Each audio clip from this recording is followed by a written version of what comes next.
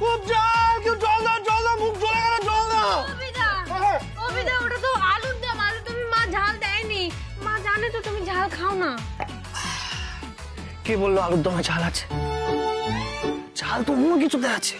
তরকারি ছাড়া আবার কিসে ঝাল লাগলো তোমার? তোমার দিদির চাউনিতে।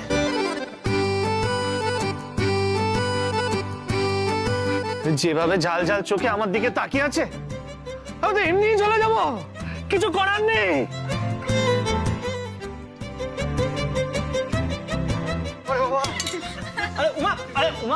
আমার কথাটা একবার শুনুন প্লিজ, প্লিজ আমার কথাটা একবার শুনুন। আপনি খাওয়া ছেড়ে উঠলেন কেন? জানেন না খাওয়া ছেড়ে ওঠা উচিত না? আরে কি করবো বলুন তো, আপনি এইভাবে আমার কথা শুনছেন না, তাই এইসব অনুচিত কাজ করতে হচ্ছে আমাকে। আপনার নাম বড্ড জেদ। একদম ঠিক বলেছেন, কিন্তু আপনার থেকে একটু কম। দেখুন এখানে যতই আমি ঠাট্টা করি, মেন কথা কিন্তু আমার মাথায় আছে।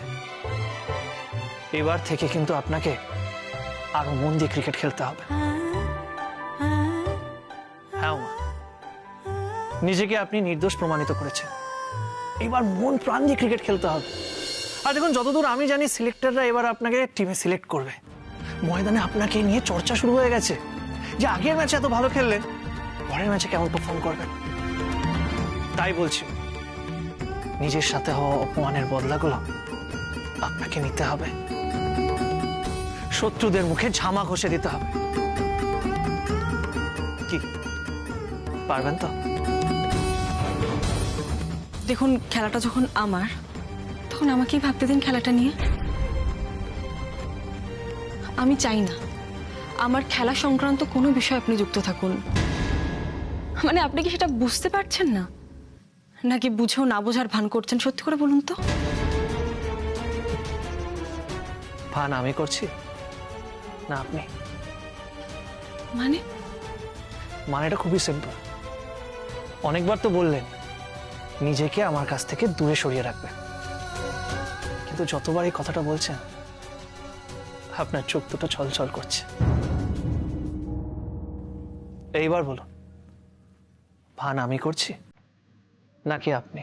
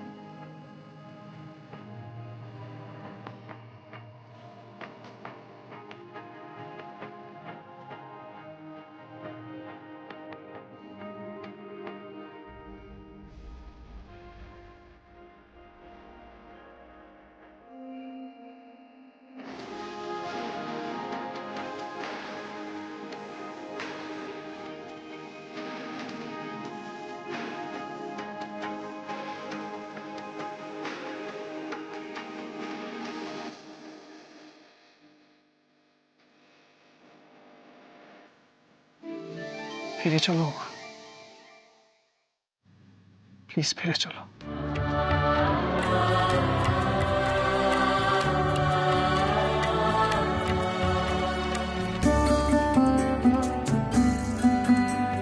নিজেকে আমার কাছ থেকে দূরে রেখে তুমিও ভালো নেই, আমিও ভালো নেই।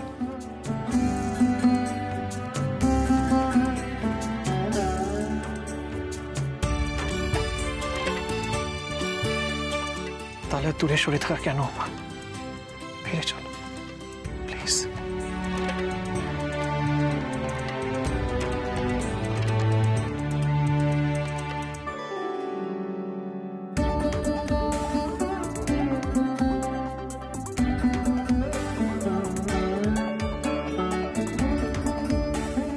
এবার কি করব আমি? কেমন করে ফেরাবো ওকে? কিন্তু ফিরে গেলে যদি আমার জন্য ওনার আবার কোনো বিপদ হয়?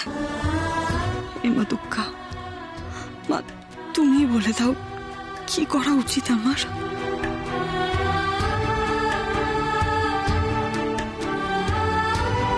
ও মা প্লিজ প্লিজ এদিকে তাকাও প্লিজ।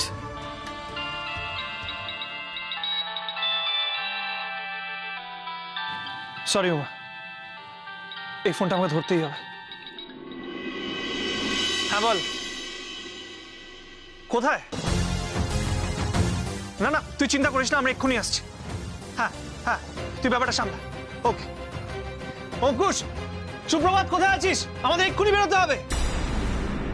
উনি তো আজ নিজের মনের কথা আমাকে জানিয়ে গেলেন।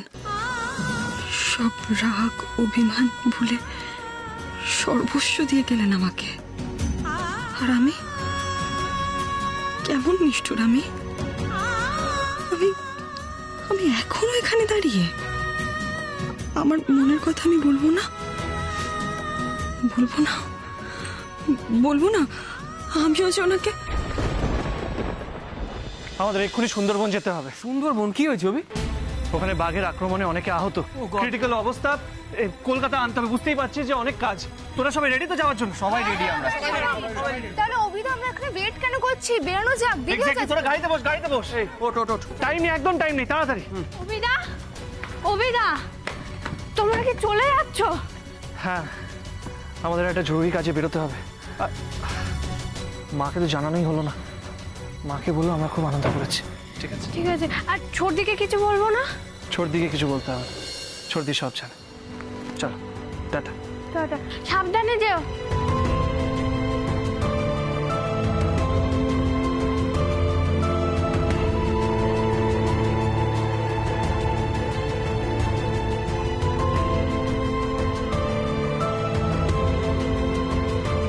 এই তুই এতক্ষণ কোথায় ছিলিস? অভিদা তোর জন্য এতক্ষণ ধরে ওয়েট করলো, বললো যে কি একটা কাজ আছে জরুরি, তাই জন্য বেরিয়ে গেল। আমি জিজ্ঞেস করলাম তোকে কিছু বলতে হবে কিনা, বললো যে তুই সব জানিস।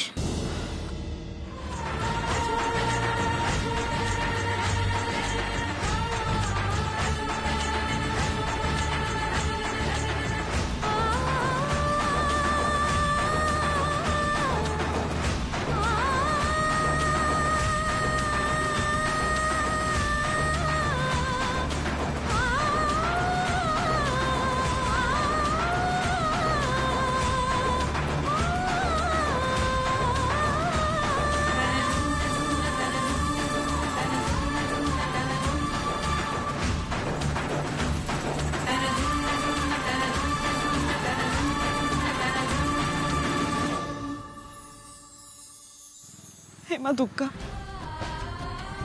মানুষটা বেরোনোর আগে তোমার নামটুকু নিতে পারলাম না মা। দুর্গা দুর্গা, তুমি রক্ষা করো মা মানুষটাকে। উনি যেন সাবধানে পৌঁছে যান, উনি যেন ওনার সব কাজ তাড়াতাড়ি সেরে আমার কাছে ফিরে আসেন মা।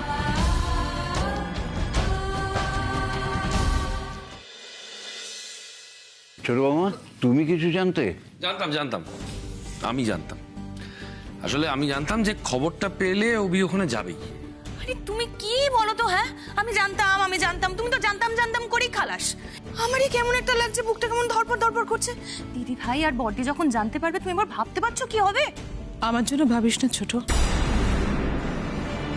আমার কথা ওরা কবেই বা ভেবেছে। না তোর দাদা ভাই, না অভি, কেউ না। কি ব্যাপার বড় বৌদি? ছোটদা, তোরা এত গম্ভীর হয়ে কি নিয়ে আলোচনা করছিস? বোঝো কাণ্ড, 7 কাণ্ড রামায়ণ পড়ে সীতাকার। খবরের কাগজটা পড়িস না? না কি বলছিস একটু পরিষ্কার করে বলবি? সুন্দরবনের একটা গ্রামে বাঘের হানায় প্রচুর মানুষ আহত হয়েছে, সেই খবর রাখিস? এ আবার কি এমন বড় কথা ছোটদা? সুন্দরবনে বাঘ বেরোনোটা তো সাধারণ ব্যাপার, আর সেখানে তো বাঘের কারণে অনেকেই আহত হয়। সেটা এমন নতুন ব্যাপার কি? সেটা নিয়ে তোরা এত চিন্তা করছিস কেন বলতো? আরে আরে ছোটদি, সেটা তো কথা নয়, ও তো হতেই থাকে, কিন্তু আমাদের চিন্তার কারণ হচ্ছে অভি। অভি ওখানে ওর ইয়ং বেঙ্গলের ছেলেপুলেদের নিয়ে মানুষের সেবা করতে গেছে, তুমি ভাবতে পারছো? মানে গেছেন, উনি গেছেন ওখানে। সে কি রে? এবার বুঝতে পেরেছিস তো পিউ যে এখানে আমরা কি নিয়ে আলোচনা করছিলাম? সারাক্ষণ শুধু চিন্তা হয় ছেলেটাকে নিয়ে। সত্যি বলছি, আমি আর পারি না একে নিয়ে। অমন কথা বলো না বৌমা। দাদু ভাই আমাদের যা করেছে বা যা করে নিঃস্বার্থভাবে করে, অসহায় মানুষদের পাশে দাঁড়ায়। এমন বড় মন, এমন সাহস কজনের হয় বলো দেখি? আমি তো বলবো আমাদের দাদু ভাই আমাদের আচার্য বংশের গর্ব। এই ব্যাপারে আমি কিন্তু তোমাদের মায়ের সঙ্গে একমত। আমি জানি বাবা, আমি সেটা মানিও। তাই তো আপনার নাতি যখন যা করতে চেয়েছে আমি তো কখনো বাধা দিইনি। কিন্তু বাবা, ছেলেটা সদ্য একটা এত বড় বিপদের মুখ থেকে ফিরে এসেছে। ওর শরীর এখনো সুস্থ হয়নি পুরোপুরি। আপনারা তো সবাই জানেন, ডক্টর বলেছিলেন যে এখন পুরো রেস্টে থাকার দরকার, সমস্ত কিছু রুটিন মাফিক চলার দরকার। এই অবস্থায় এত দূরে চলে গেল, ওখানে গিয়ে ওর যদি কোনো বিপদ হয় তখন? হবে না, আমাদের ছেলের কোনো বিপদ হতেই পারে না, কারণ আমাদের ছেলে গেছে একটা শুভ কাজে, ভালো কাজে। তার বিপদ হতে পারে বলো? মানুষের উপকার করতে যখন মানুষ যায় তখন তার পাশে স্বয়ং ঈশ্বর থাকেন, তার কোনো বিপদ হতেই পারে না। আর আমাদের অভি সব সময় মানুষের মঠ খাবি বলছিলে না, খা। মানুষের উপকার করবার জন্য ব্যস্ত। সে ছেলের বিপদ ঈশ্বর হতেই দিতে পারেন না। আর তাছাড়া দেখ শেখর, ওরে বাবা গোটাটা তো দেখলে কাণ্ড, লোভী। বলছে যে দেখ এতগুলো গৃহহীন লোকেদের পাশে দাঁড়ানো, তারা তো আশীর্বাদ করবেই আমার অভিকে, তাই না? আর সে আশীর্বাদ কি বিফলে যেতে পারে? আজই খুব অবাক লাগছে তোর কথা শুনে। কেন? এতদিন তোর ছেলে মানুষের সেবা করতে গেলে তুই সব থেকে বেশি চিন্তা করতিস, রাগ করতিস, বাড়ি মাথায় করতিস। কি না তোর ছেলের যদি কোনো বিপদ হয়, আর আজ সেই তুই অন্য কথা বলছিস। হ্যাঁ রে বৌদি ভাই, সেই আমিই বলছি যে কিনা অস্থির হয়ে যেত এতটুকু যদি অভির দেরি হতো বাড়ি ফিরতে। এখন আমার কি মনে হয় জানিস, অভি তো একটা ভালো কাজে যাচ্ছে। আর তাছাড়া অভি যাদের জন্য কাজ করতে যাচ্ছে, যাদের উপকার করতে যাচ্ছে, তাদের আশীর্বাদ রয়েছে ওর মাথার ওপর। তাহলে কেন কিছু হবে? কিচ্ছু হবে না অভির। কিন্তু ঠাকুরজি, চিন্তা হবে না বল? শরীরটা একে ভালো নেই, যথেষ্ট দুর্বল। ওসব জায়গায় গিয়ে খাওয়া দাওয়ার কোনো ঠিক আছে? তারপর তুই ওষুধ, তোর ছেলে তো সেটাও সঙ্গে করে নিয়ে যায়নি। তুই বলতো আবার যদি কিছু একটা বাঁধিয়ে বসে? না, বাঁধিয়ে বসবে না। কেন সবসময় খারাপ কথা ভাবিস বলতো? খারাপ কথা ভাবলে খারাপ প্রভাব পড়ে তার। নিজের মনকে বোঝা যে আমাদের অভির কিচ্ছু হবে না, অভি সুস্থ সবলভাবেই বাড়িতে ফিরে আসবে। ঠিক বলেছিস সারা, আমার দাদু ভাই ঠিক সুস্থ সবলভাবে বাড়ি ফিরে আসবে। কিন্তু সমস্যা এখন অন্য জায়গায়। কি করে যে সমাধান করি ঠিক বুঝতে পারছি না। তোমার কি হাঁটুর ব্যথাটা বেড়েছে মা? উফ, না রে বাপু না। আমার সমস্যা হচ্ছে দাদু ভাই একা ফিরলে তো সমস্যার সমাধান হবে না। ওরা যে আমার ছোট নাত বউকে দেখতে চাইছে, তার কি হবে? ওরা মানে মা কারা? কারা তোমার নাত বউকে দেখতে চায়? আমার গুরু ভাই বোনেরা। তারা আবার এসবের মধ্যে কোত্থেকে এলো? এলো নয়, আসবে।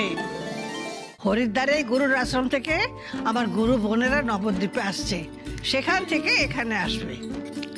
আর এসে কটা দিন এখানে থাকবে।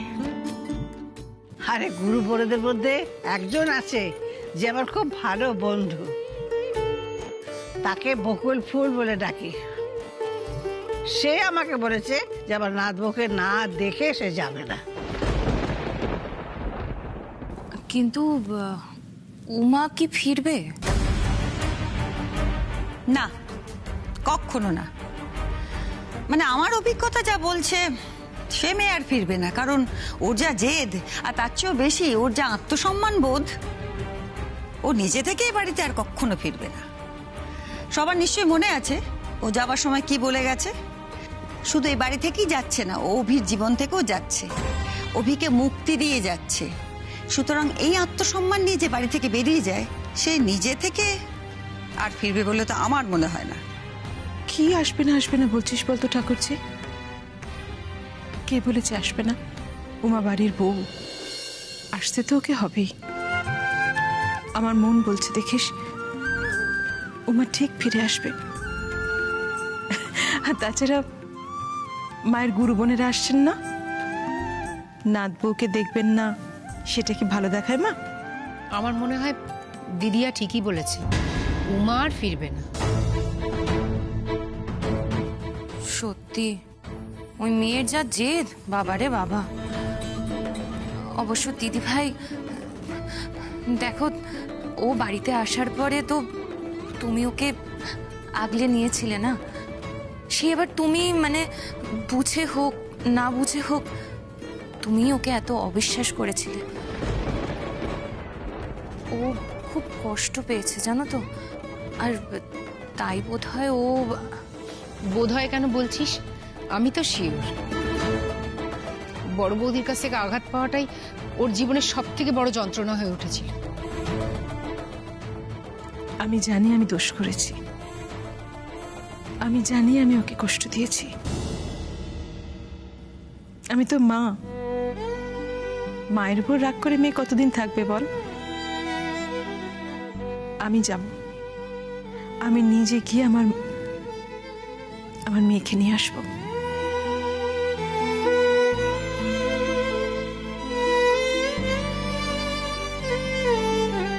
তুমি যাবে বৌদি?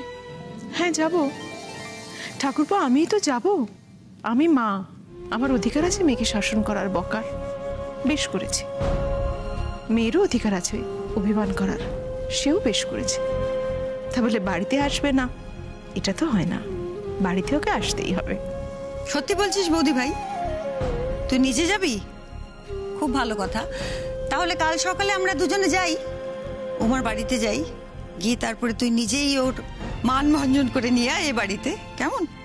আপনারা সত্যি যাবেন আমাদের ব্যান্ডেলের বাড়িতে? তাহলে আমি মাকে ফোন করে বলে দিই সেটা। কি রে সোমা, কি জানতে চাইছে? উত্তর দে। তুমি যাও, তোমার মাকে ফোন করে বলে দাও কালকে আমরা দুজন আসছি। আমি মাকে এক্ষুনি ফোন করে বলছি আপনারা যাচ্ছেন, এবার উমাকে ফিরতেই হবে। না,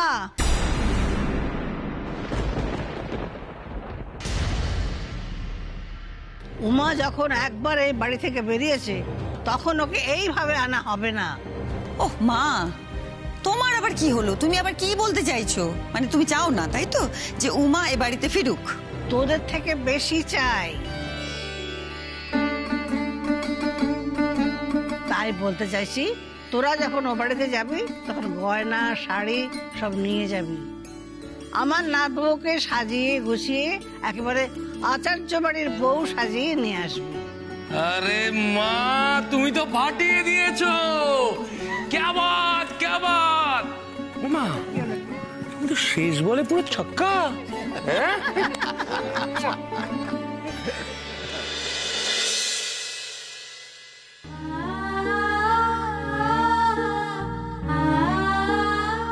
কে জানে মানুষটা কি করছেন ওখানে। বাঘ কুমিরের মাঝে উনি চললেন, কিন্তু এমন একটা কারণ, মানুষ আহত হয়েছে, তাদের চিকিৎসাটাও তো দরকার। আচ্ছা, উনি পৌঁছেছেন তো ঠিক করে? একটা ফোন করব? না থাক, আমার ফোন করাটা ঠিক হবে না।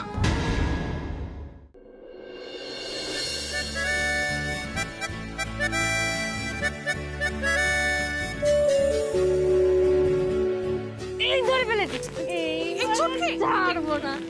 আমার চুটকি, চুটকি না, সকাল থেকে তুই আমাকে জোর করে বাইরে নিয়ে গেছিলিস। আমি মাকে চুটকি না, চুটকি, আমি কিন্তু মাকে ডাকবো। ও মা, চুটকি না, চুটকি না, চুটকি না, না, না, দিলি তো মাকে। তুই না, মেয়ের মুখে হাসি ফুটছে কেন? হ্যাঁ, বুঝতে পেরেছি অভিদা এসেছিল তাই। হ্যাঁ চট দেবো। তাই তো, ঠিক আছে আমি চলে যাচ্ছি। হ্যাঁ যা। এই না না, না। কোথায় যাবি? শোনা বোন আমার, আয় না তোকে একটা চকলেট খাওয়াবো। সত্যি? হ্যাঁ, বলছি যে আমার একটা কাজ করে দিবি? কি? একটা ফোন করবি। কাকে? কাকে? কাকে? একটু ফোন করে দেখ না উনি পৌঁছেছেন কিনা। দাঁড়া, করছি। অভিদা ফোন করেছে নিশ্চয়ই। কি কি ধর। আরে দিদি ভাই ফোন করেছে। আরে নে স্পিকারে দে। হ্যালো দিদি ভাই বল। উমা, তোকে একটা দারুণ খবর দেবো বলে ফোন করেছি। তুই জানিস এ বাড়ি থেকে বড় মা আর বড় পিসিমণি আমাদের ব্যান্ডেলের বাড়িতে যাচ্ছে তোকে এই বাড়িতে ফিরিয়ে আনার জন্য। মা মা, কি বলছিস দিদি ভাই? হ্যাঁ রে, সত্যি বলছি। তুই জানিস ওরা যখন আলোচনা করছিল তখন আমি ওদের সামনেই ছিলাম, আমি শুনলাম তো নিজে। শোন বোন, তুই কিন্তু আমায় কথা দে, তুই কিন্তু এবারে কোনো না করবি না। দিদি ভাই ফিরে যাব বলে তো আমি আসিনি। এই দেখো, তুই আবার জেদ করছিস। জেদি বটে, আমি জেদ ধরেছি নিজের পায়ে দাঁড়ানোর, নিজের স্বপ্ন পূরণ করার। দিদি ভাই তোরা আমাকে হেরে যেতে বলিস না। উমা, উমা এবার কিন্তু তুই খুব বকা খাবি। তুই কিন্তু একদম এটা ঠিক করছিস না। শোন বোন, দেখ ঠাম্মির সব গুরু বোনেরা বুঝেছিস বেনারস থেকে এ বাড়িতে আসছে। ওরা অভির বউকে দেখতে চেয়েছে। এখন তুই কি চাস? তাদের সামনে ঠাম্মির একেবারে মান সম্মান ধুলোয় মিশে যাক, তাই তো? না দিদি ভাই আমি সেটা চাই না। কিন্তু কিন্তু কি? উমা, তুই মনে হয় একটা জিনিস ভুলে যাচ্ছিস। তুই কিন্তু এখনো অভির স্ত্রী আর এ বাড়ির বউ। শোন, এসব কিন্তু এখনো মিথ্যে হয়ে যায়নি। লক্ষ্মী বোন আমার, তুই অন্তত ঠাম্মির মুখের দিকে তাকিয়ে একবার এখানে আয়। আচ্ছা ঠিক আছে, ঠাম্মির গুরু বোনেরা এখান থেকে চলে গেলে তুই না হয় বাড়ি ফিরে যাস, হবে না? না